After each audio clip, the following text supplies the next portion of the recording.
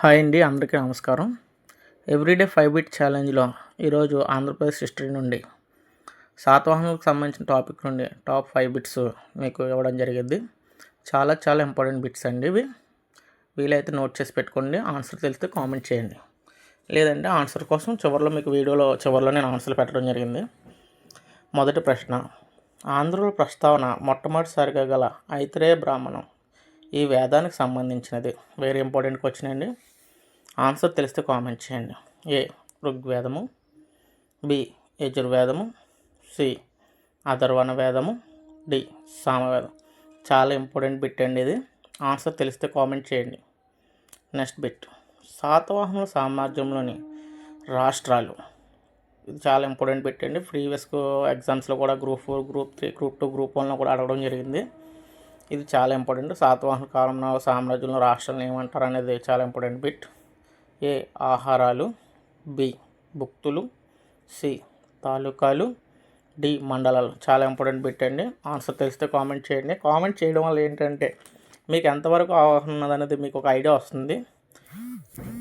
Next question, మూడో question, Yajnashri Satakarni వేయించిన నాణ్యాలపై గల ముద్ర ఏది? ఇది వెరీ ఇంపార్టెంట్ అండి. వీరైతే ఇటువంటి బిట్స్ అన్ని కూడా నోట్స్ రాసుకోండి. లాస్ట్ మూమెంట్లో చూసుకోవడానికి మీకు పనికి వస్తాయి. ఏ చేప, బి వృషభం, సి సింహం, డి నౌక. చాలా ఇంపార్టెంట్ బిట్ అండి. ఎట్లాంటి బిట్స్ మరిన్ని కావాలంటే దయచేసి ఈ ఛానల్ని సబ్స్క్రైబ్ చేసుకోండి. ఎందుకంటే నేను టాప్ 5 బిట్స్ అనేవి ప్రతిరోజు మీకు నేను ప్రొవైడ్ చేయడం జరుగుతుంది, డైలీ 5 బిట్స్ని. సో మీకు చాలా యూజ్ఫుల్ అవుద్ది ఫర్దర్గా. నెక్స్ట్, శాతవాహనుల కాలం నాటికి చెందిన అజంతా గుహలు ఏవి? ఇది మోస్ట్ ఇంపార్టెంట్ బిట్ అండి. ఎందుకంటే లాస్ట్ గ్రూప్ 2, లాస్ట్ గ్రూప్ 1, అట్లా గ్రూప్ 3, గ్రూప్ 4లో కూడా రెగ్యులర్గా అడగడం జరుగుతుంది ఈ క్వశ్చన్. సో వెరీ ఇంపార్టెంట్ అండి. ఏ 1 మరియు 2 గుహలు, బి 31, 32 గుహలు, సి 9, 10 గుహలు, డి 14, 16 గుహలు. ఆన్సర్ తెలిస్తే కామెంట్ చేయండి. మరిన్ని వీడియోస్ కోసం సబ్స్క్రైబ్ చేయండి. ఎందుకంటే మీరు సబ్స్క్రైబ్ చేసుకుంటేనే ఈ వీడియోస్ మీ దాకా రావడం జరుగుతుంది. అట్లాగే మాకు కూడా చాలా హెల్ప్ అవుతుంది. మరిన్ని వీడియోస్ చేయాలనే మాలో కలుగుతుంది. 5, శాతవాహన నాణ్యం ఏది? ఇది వెరీ ఇంపార్టెంట్ అండి. అట్లాగే శాతవాహన నాణ్యంలో కాలానికి సంబంధించి మీరు చదివేటప్పుడు ఎటువంటి నాణ్యాలు యూజ్ చేస్తారన్నది కూడా మీరు తెలుసుకోవడం వల్ల కాంపిటేటివ్లో చాలా హెల్ప్ అవుతుందండి మీకు.